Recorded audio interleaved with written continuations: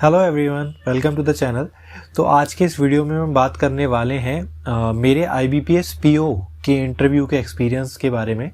ठीक है, last year 23 फरवरी 2024 को जो मेरा इंटरव्यू था वो हुआ था।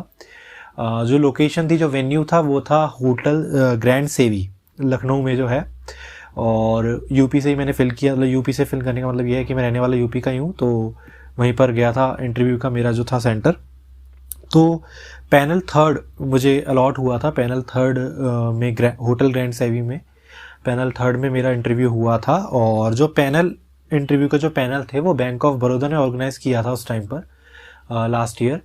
तो ये इंटरव्यू एक्सपीरियंस मैं आपके साथ सिर्फ इसलिए शेयर कर रहा हूँ क्योंकि हालांकि मेरा इसमें सिलेक्शन नहीं हुआ था, बट क्या होता है ना कि हम लोगों के जब इंटरव्यू होता है तो हम लोग ढूंढते हैं चीज़ें ऐसी कि कुछ मैच करता हुआ हमें मिल जाए या कुछ एक्सपीरियंस मिल जाए हमें कि इंटरव्यू कई बार ख़राब कैसे हो जाते हैं, कई बार सही कैसे होते हैं।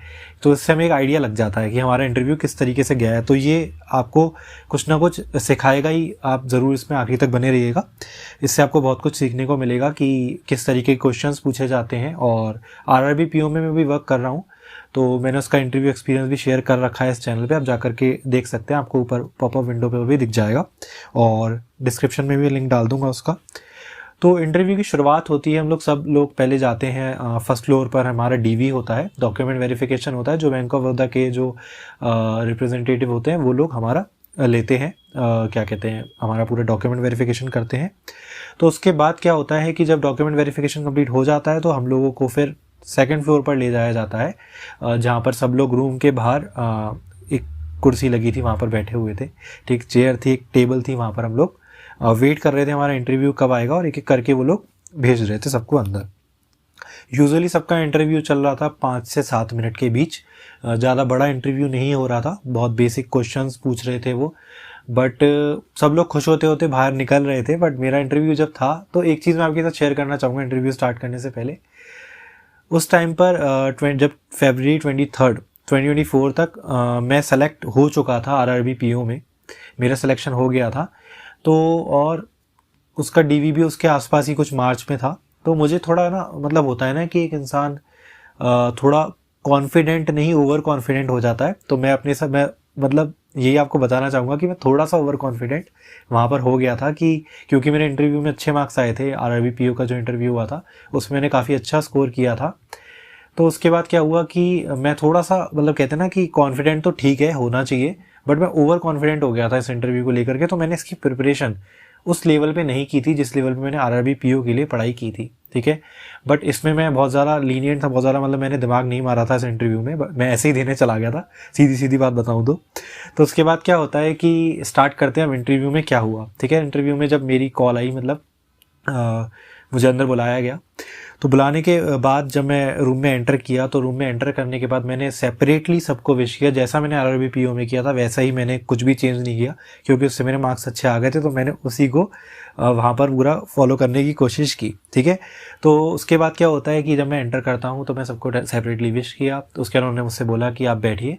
तो मैं बैठा। तो उन्होंने स्टार्ट ही जो था, स्टार्टिंग में ही उन्होंने हिंदी बोलना स्टार्ट कर दी और मुझसे कोई इंट्रोडक्शन नहीं पूछा। आज के टाइम पे मतलब इंट्रोडक्शन मेरे हिसाब से ख़त्म सा ही हो गया है। किसी भी इंटरव्यू में जो है इंट्रोडक्शन नहीं पूछा जा रहा है। ठीक है, तो इंटरव्यू का इंट्रोडक्शन आप प्रिपेयर करके ज़रूर जाइए, बट हाँ, मतलब प्रिपेयर करके जाइए। अगर पूछ लें तो कोई बात, मतलब बता पाएँ आप लोग। ठीक है, ऐसा ना हो कि आप इंट्रोडक्शन ही ना बता पाए अगर बाई चांस उन्होंने पूछ लिया तो।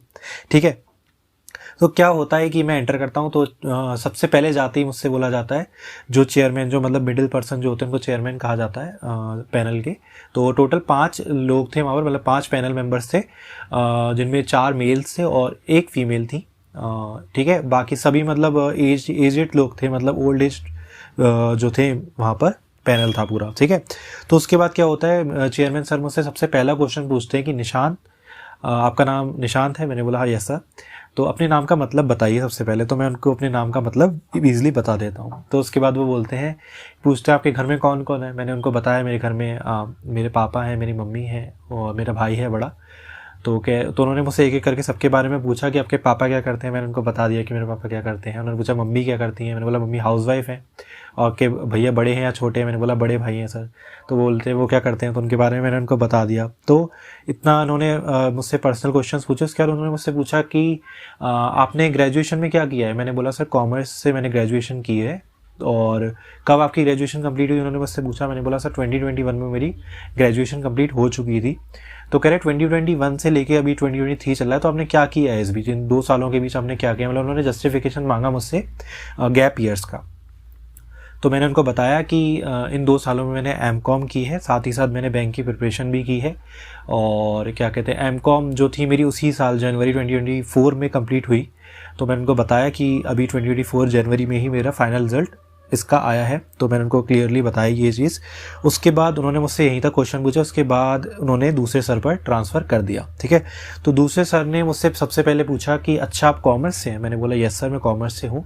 तो उन्होंने पूछा मुझसे कि चलिए बैलेंस शीट के कंपोनेंट्स बताइए। तो उन्होंने मतलब बेसिकली मुझसे पूछा, क्योंकि मैं कॉमर्स से हूँ, तो उन्होंने मुझसे पूछा कि बैलेंस शीट में कौन कौन से कंपोनेंट्स होते हैं और किस तरीके से पूरी बैलेंस शीट होती है, उसके बारे में पूरा डिस्क्रिप्शन उसका दो। तो मैंने उनको पूरा जो है बताने की कोशिश करी, जितना मैं बता पाया उन्हें उस समय पर। तो असेट लाइबिलिटीज़ जो भी मतलब उनके अंदर कंपोनेंट्स होते हैं, current assets, non current assets, fixed assets और लाइबिलिटीज़, करंट लाइबिलिटीज़ वगैरह के बारे में मैंने उनको सब कुछ डिस्क्रिप्शन उसमें दे दिया। क्या क्या कंपोनेंट्स आते हैं, जितना मुझे उस समय पे याद आ पाया मैंने उनको पूरा बता दिया। ठीक है, तो उसके बाद क्या होता है कि काफ़ी लंबा वो Q&A चला था। और मतलब उसके बीच में उन्होंने कुछ क्रॉस क्वेश्चनिंग भी की थी कि ये लाइबिलिटीज़ में क्या होता है, कि प्रॉफिट कहाँ आता है, कैश किधर जाता है, मतलब कैश को हम कहाँ रखते हैं, फिक्स्ड एसेट्स में क्या क्या आता है। तो उन्होंने बहुत सारे क्वेश्चन मुझसे उसके बीच में पूछे थे। तो वो मुझे एग्जैक्ट अभी याद नहीं है। ठीक है, तो फिर उसके बाद ही उन्होंने मुझसे एक क्वेश्चन पूछा डेप्रिसिएशन से रिलेटेड, कि डेप्रिसिएशन कितने टाइप्स के होते हैं। तो अब टाइप्स तो मैंने कभी उसके बारे में मैंने उतना डीपली नहीं पढ़ा था। तो मैंने डेप्रिसिएशन का उनको डेफिनेशन बता दी इंस्टेड ऑफ कि उसके टाइप्स में बता पाऊँ, क्योंकि मुझे आते ही नहीं थे तो मैं कैसे बता दूँ।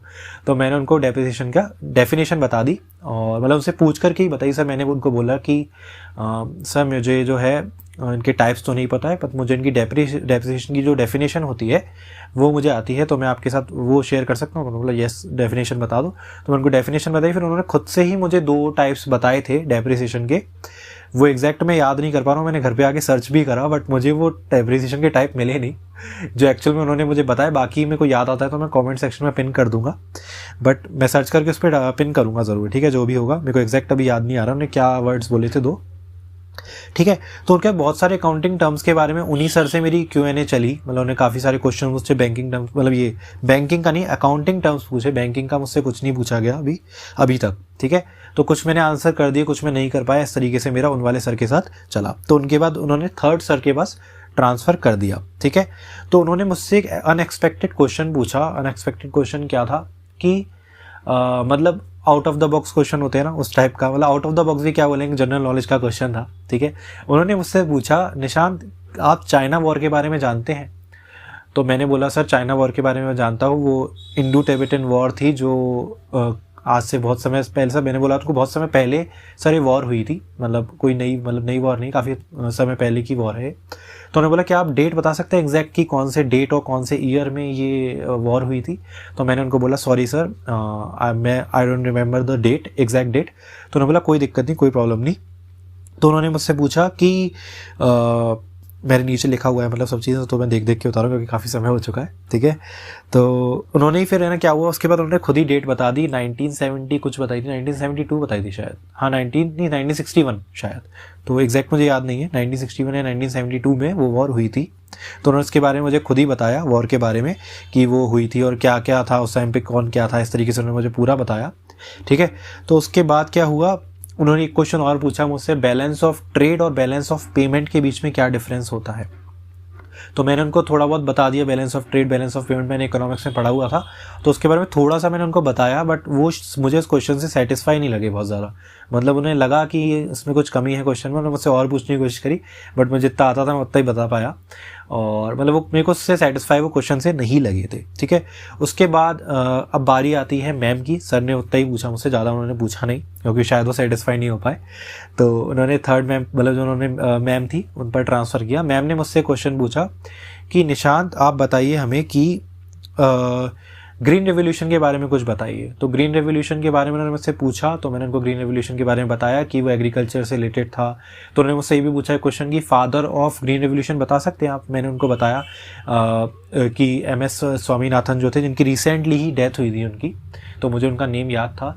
और मेन चीज़ है वो फादर ऑफ RRBs भी कहलाते हैं। तो ये क्वेश्चन मुझसे ना RRB में भी पूछा गया था, तो तब का मुझे याद था कि MS स्वामीनाथन है और वो फादर ऑफ RRBs भी कहलाते हैं, ये बात है।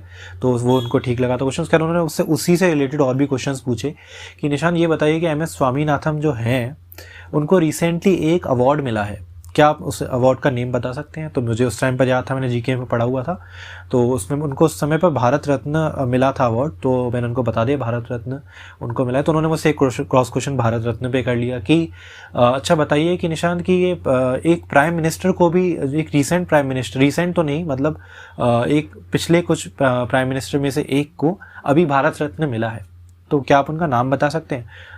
तो मैंने पढ़ा तो उनके बारे में था, बट मुझे एग्जैक्ट नाम उनका याद नहीं आया कि कौन से प्राइम मिनिस्टर को मिला है। तो मैंने मनमोहन सिंह बोल दिया वहाँ पर, बट ऐसा नहीं था, वो गलत आंसर हो गया। मनमोहन सिंह नहीं था, उनको चौधरी चरण सिंह जो थे उनको प्राइम मिनिस्टर को अभी भारत रत्न मिला था MS स्वामीनाथन के साथ ही। तो ये आंसर मेरा वहाँ पर गलत हो गया, ठीक है।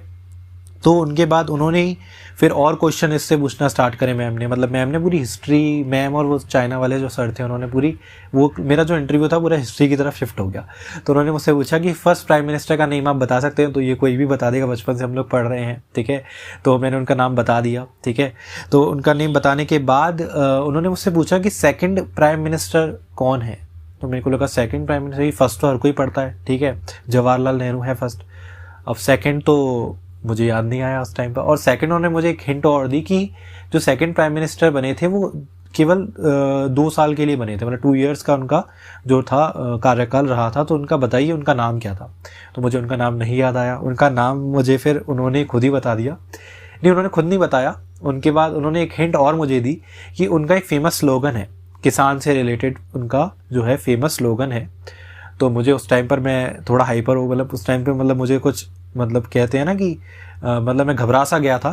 तो घबराने के बाद क्या हुआ कि मुझे कुछ भी याद नहीं आ रहा था। फिर मेरा दिमाग एक ही जगह चल रहा था कि क्या कहते हैं उनका स्लोगन क्या है, सेकंड प्राइम मिनिस्टर का नेम क्या है। मेरा दिमाग उस तरफ चला गया, जबकि मैम ने पूरी हिंट मुझे दे दी कि क्या कहते हैं किसान से रिलेटेड है और जवान से रिलेटेड है। उन्होंने पूरा मुझे बताती गई, लेकिन मैं फिर भी उसको इंटरप्रेट नहीं कर पाया। तो उसका एक्चुअल था जय जवान जय किसान, और जो प्राइम मिनिस्टर का नेम था वो थे लाल बहादुर शास्त्री, जिनका 2 से 3 साल का कार्यकाल रहा था।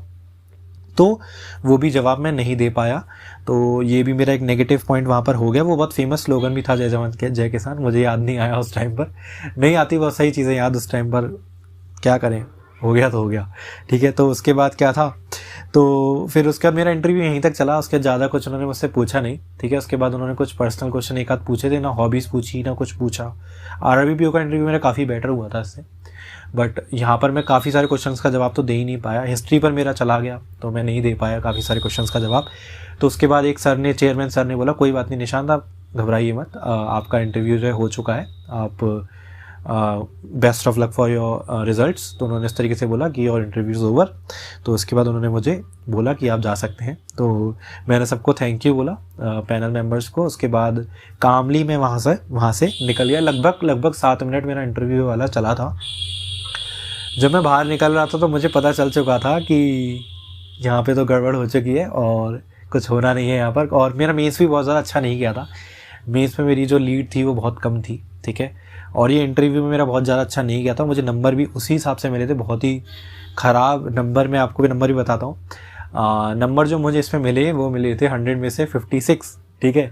तो इंटरव्यू बहुत ख़राब गया था। तो ऑब्वियस सी बात थी कि यहाँ पर जो है मुझे अच्छे मार्क्स नहीं मिलने थे।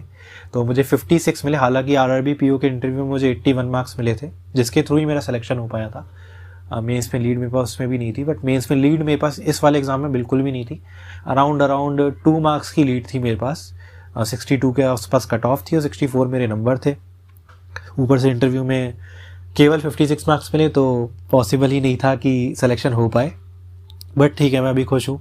आरआरबी पीओ में मैं अच्छे से काम कर रहा हूँ और आई होप कि आपका सिलेक्शन भी इसमें आईबीपीएस पीओ में होगा। बहुत सारे लोगों का आरआरबी पीओ में भी 1 जनवरी को हो गया होगा। ठीक है, तो बेस्ट ऑफ लक मैं आपको कहना चाहूँगा इंटरव्यू के लिए। अच्छे से इंटरव्यू की प्रिपरेशन करना। आईबीपीएस पीओ का इंटरव्यू बहुत अच्छा होता है, एक बहुत अच्छी जगह पर होता है। जहाँ पर मैं गया था, होटल ग्रैंड सेवी जो था, बहुत ही अच्छा एम्बियंस था उसका, और हमें कॉफ़ी भी मिली थी वहाँ पर। ठीक है, इंटरव्यू देने के बाद, और टॉफ़ी भी मेरे को इंटरव्यूअर्स ने दी थी। बट ऐसा ज़रूरी नहीं है अगर आपको टॉफ़ी मिली हो तो आपका इंटरव्यू अच्छा है। ठीक है, बहुत सारी चीज़ें होती हैं इंटरव्यू में, और कई बार ख़राब इंटरव्यू, मेरे एक फ्रेंड का बहुत इंटरव्यू ख़राब गया था, बहुत ख़राब इंटरव्यू गया था, तब भी उसको 82 मार्क्स मिले थे। ठीक है, तो ऐसा नहीं होता, बहुत अनप्रिडिक्टेबल इंटरव्यू रहते हैं। बहुत सारे लोगों के अच्छे जाते हैं, उनको ख़राब मार्क्स मिलते हैं, बहुत के ख़राब जाते हैं, उनको ख़राब ही मार्क्स मिलते हैं। बहुत सारे लोगों का ख़राब जाता है, उनको अच्छे ही मार्क्स मिलते हैं। तो इंटरव्यू बहुत अनप्रिडिक्टेबल होता है। इंटरव्यू देने के बाद बिल्कुल आप पता नहीं लगा सकते कि मेरा इंटरव्यू कैसा गया है, कितने मार्क्स मुझे मिलेंगे। तो इतना ही था मेरा इंटरव्यू में। तो उसके बाद मैं थोड़ा डिसअपॉइंट होकर के बाहर आया और इंटरव्यू मेरा ओवर हो चुका था। तो इतना ही रखते हैं इस वीडियो में। आई होप इस वीडियो से आपको ये सीखने को मिला होगा कि ख़राब इंटरव्यू कैसे जाते हैं। ठीक है, बाकी आईबीपीएस पीओ, आरआरबी पीओ का भी मेरा इंटरव्यू अच्छा गया था। उसका जो एक्सपीरियंस है वो देख सकते हैं। आपको कमेंट सेक्शन में नहीं, डिस्क्रिप्शन में उसका लिंक मिलेगा। बाकी मैं इसको वीडियो के आखिरी में भी लगा दूंगा पॉपअप पे, तो आप जा करके वहाँ से देख सकते हैं। और बाकी अगर आपको वीडियो अच्छा लगा हो और चैनल जेन्युइन लगता हो तो आप इस चैनल को सब्सक्राइब ज़रूर कीजिएगा। तो वीडियो को लाइक ज़रूर कीजिएगा। मिलते हैं अगले वीडियो में। ध्यान रखें अपना, मेहनत करते रहें। All the best for your IBPS interview.